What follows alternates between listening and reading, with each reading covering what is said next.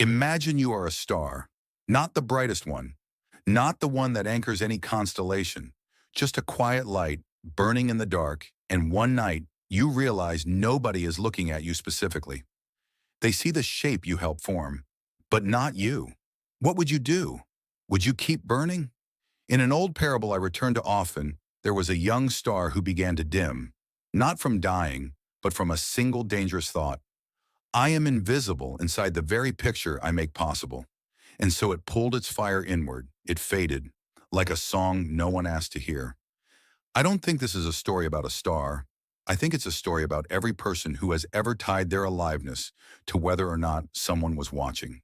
We live in an age obsessed with visibility, and somewhere in that obsession, a quiet lie was born.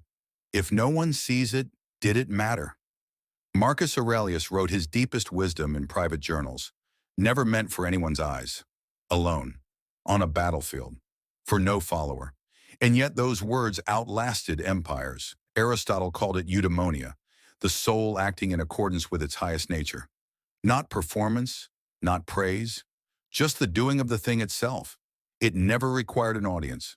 Just as the young star nearly went dark, an ancient comet passed through and stopped. It said, "Little star, you don't burn to be seen, you burn because it is your nature. Your light travels long after tonight, long after the humans who didn't notice you are gone. You shine because you cannot help but be what you are." And the star asked, "But what is the point if no one knows my name?" The comet replied, "What is the point of the ocean making waves in the dark?" Nature doesn't perform, it simply is. And in simply being, fully without apology, it becomes extraordinary.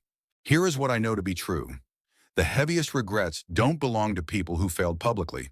They belong to people who never started because they were waiting for permission, waiting for someone to say, "Yes, you are worth it.